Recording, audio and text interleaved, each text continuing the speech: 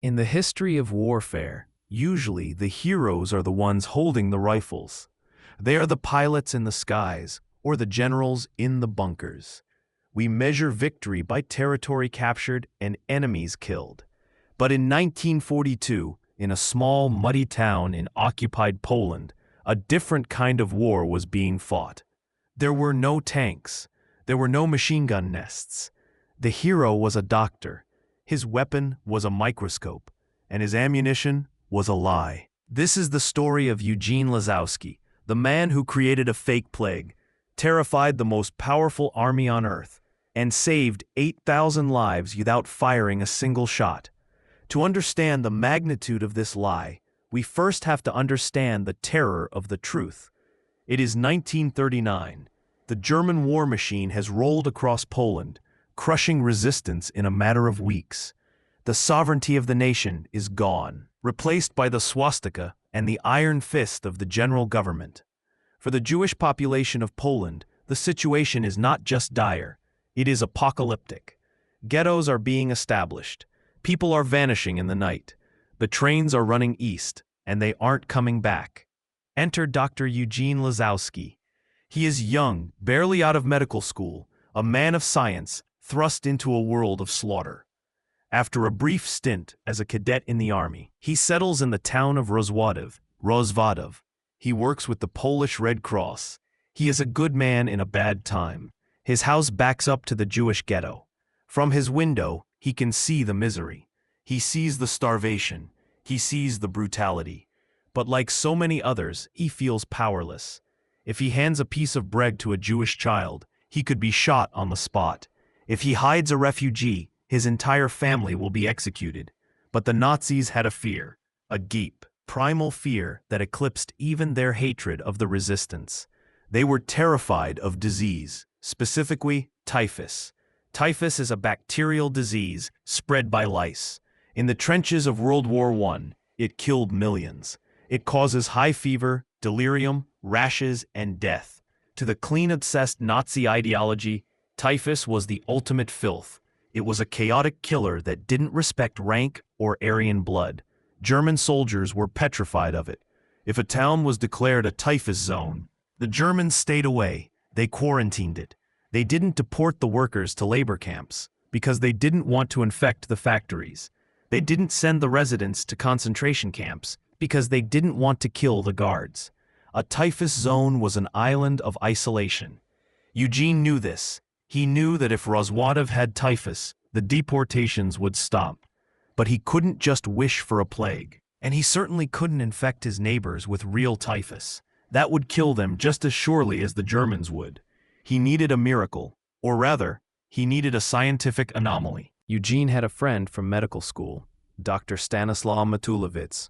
Stanislaw Matulewicz. One evening, in the quiet secrecy of their makeshift laboratory, Matulewicz made a strange discovery. He was testing blood samples using the Weil-Felix test. Now, this is where the story turns on a single drop of blood. The Weil-Felix test was the standard German method for detecting typhus. It worked by mixing a patient's blood with a specific strain of dead bacteria called Proteus OX19. If the patient had typhus, the blood would react and clump together. But here was the catch. Matulewicz realized that if you injected a healthy person with the dead Proteus bacteria, it wouldn't make them sick. It was harmless. However, it would trick the immune system. The body would create antibodies. And if you took a blood test from that healthy person a few days later, the Weil-Felix test would turn positive. Eugene looked at the results. Then he looked at his friend. The realization hit him like a lightning bolt. They had found a way to mimic the symptoms of the plague on paper, without the deadly reality in the body. They could create a paper epidemic. If they could inject enough people with this harmless bacteria, the German labs would confirm a massive typhus outbreak. The town would be quarantined. The deportations would stop. But the risk was astronomical. If the Germans found out they were faking a disease to hinder the war effort, this wouldn't be treated as a prank. It would be treated as sabotage, treason. The punishment for a Polish doctor sabotaging the Third Reich was death, usually public, usually painful. Eugene didn't hesitate. He picked up the syringe. It was time to go to work. They started slowly. They couldn't just inject everyone at once. That would look suspicious. An epidemic has to grow naturally. It has to spread. Eugene focused on patients who were already visiting him for minor ailments, a cold, a fever, an ache.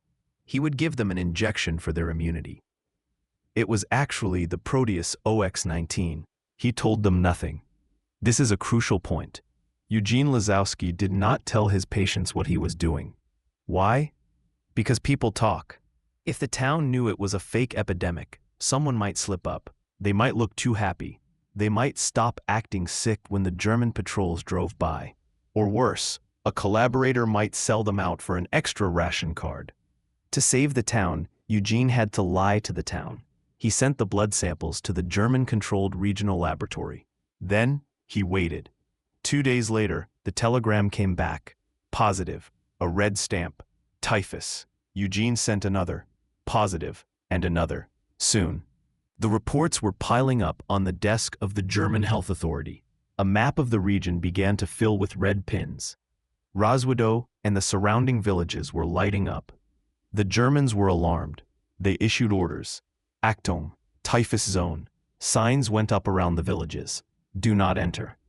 The trucks that came to round up forced laborers for the factories in Germany, they stopped coming. The soldiers who patrolled the streets, they stayed in their barracks or drove through with their windows rolled up, masks over their faces. Eugene had built an invisible wall around his people. But the lie had to be maintained. As winter approached, the epidemic had to worsen. Eugene and Stanislaw worked tirelessly, smuggling the bacteria, injecting patients, and falsifying charts. They were walking a tightrope. If the numbers were too high, the Germans might decide to burn the town down to contain it. If the numbers were too low, the quarantine would be lifted. They had to keep the fear alive, exactly at the tipping point. And then, the inevitable happened. The German high command became suspicious. The death rate didn't match the infection rate. People were testing positive for typhus, but they weren't dying in the streets. The numbers didn't add up. A high-ranking German medical commission was sent from Berlin. Their orders were clear. Go to Roswitha. Inspect the patients. Verify the plague. If they found out it was a trick, everyone involved would be executed before sunset. The telegram arrived on a Tuesday. The message was short, and it was terrifying. The German high command was not convinced. The statistics were an anomaly. They were sending a specialized medical commission to Roswitha immediately. Their mission? To verify the epidemic. Eugene Lazowski stood in his laboratory, holding the paper. His hands were shaking. If the commission discovered the truth, it wouldn't just be the end of the quarantine. It would be the end of the town. The SS would liquidate the entire population as punishment for the deception. He had less than 24 hours to prepare. Lazowski knew he couldn't hide the fact that people weren't dying. He couldn't fake corpses. So, he decided to do something else. He decided to weaponize the German psychology.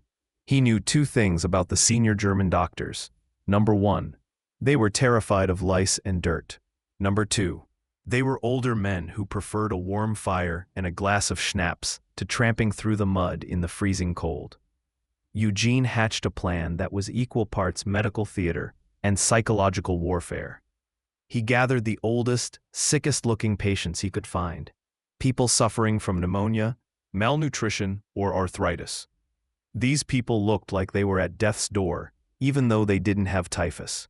He brought them into the dirtiest, most lice-infested huts in the village. Then he injected them with the fake bacteria one last time, to ensure their blood would test positive if checked on the spot.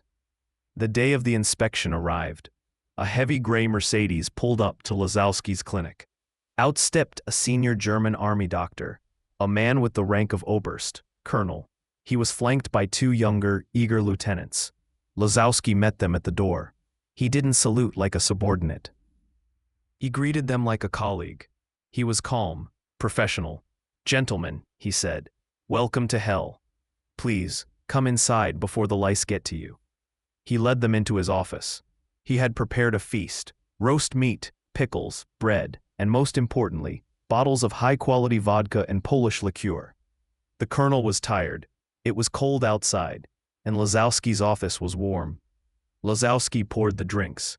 He spoke excellent German. He flattered the colonel. He talked about medical school, about the difficulties of practicing medicine in a war zone. He kept the colonel's glass full. After an hour, the colonel was flushed, happy, and slightly drunk.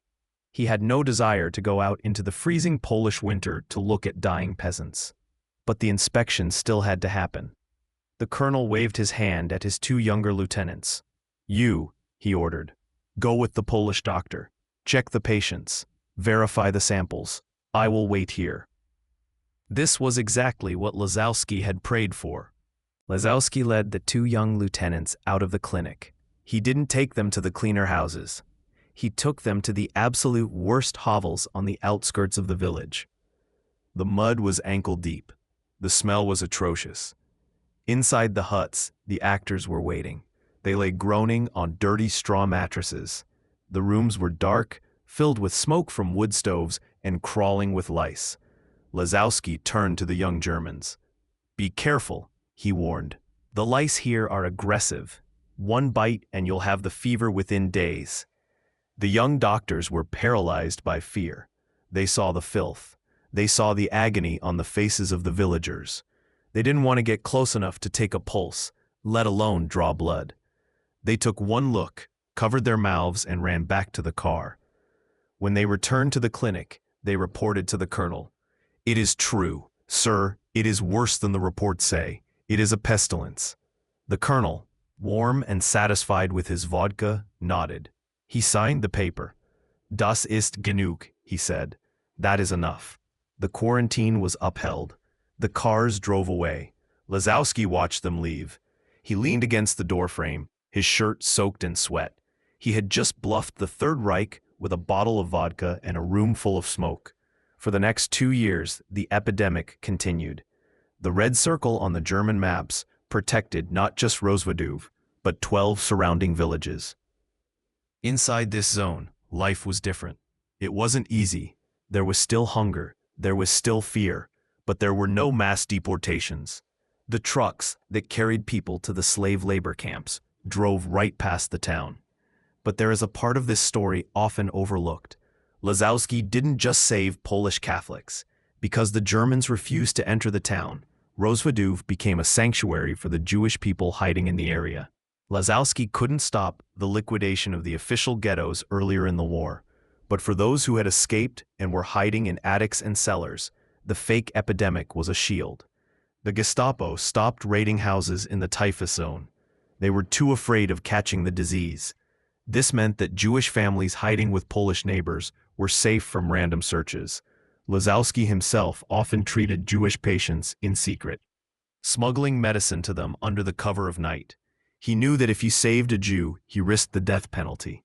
But if he didn't save a patient, he violated his oath as a doctor. To Lazowski, the oath mattered more than the law. By late 1944, the tide of the war had turned. The Soviet Red Army was approaching from the east. The Germans were retreating. But as the Germans pulled back, the Gestapo began to tie up loose ends. A German military policeman, a soldier Lazowski had treated kindly for a minor injury months before, came to the clinic late one night. He was pale. "Doctor," he whispered, "you need to run. They know." It wasn't clear if they had discovered the fake epidemic, or if a local collaborator had simply reported Lazowski for aiding the resistance. But the order had been cut. The Gestapo was coming for him the next morning. Eugene didn't wait. He grabbed his wife and his young daughter. They took only what they could carry. Under the cover of darkness, they slipped out the back window of their home, just hours before the military police kicked down the front door. They ran into the chaos of the retreating front line. They dodged artillery shells and patrols, blending in with the thousands of refugees fleeing the violence. They survived. After the war, Eugene Lazowski didn't want glory. He wanted peace. He moved to the United States in 1958. He settled in Chicago and later Oregon. He became a professor of pediatrics. He wrote papers on medicine. He raised his family. For decades, nobody knew. His neighbors in America saw him just as a quiet, kind doctor who was good with children. They had no idea that this man had single-handedly outsmarted the Nazi war machine. They had no idea that in a small town in Poland, there were thousands of people alive solely because of his lie. Visual note: a photo of an old Eugene Lazowski returning to Poland in the year 2000, people hugging him. It wasn't until the 1970s that he finally told the truth in a documentary and later in his memoirs. In the year 2000, an elderly Eugene Lazowski returned to Rozwadov. The town greeted him, not just as a doctor, but as a savior. People came up to him, men and women who were now grandparents, and told him, "I'm alive because of you." Lazowski remained humble until the end. When a reporter asked him why he did it, why he risked his life every single day for 3 years, he didn't give a speech about heroism or patriotism. He simply said, "I was not able to fight with a gun and a sword, but I found a way to scare the Germans." Sometimes the greatest weapons in war aren't bombs or bullets. Sometimes it's a microscope, a drop of blood, and the courage to tell the right lie at the right time. Transition to next story. Audio note: sound of a page turning. The music changes from heroic to something darker, more mysterious. A waltz played in a minor key. Narrator: Eugene Lazowski saved lives by creating a fake sickness. But our next story is about a woman who did the exact opposite. She was a charming, sweet grandmother. She baked cakes. She hosted dinner parties.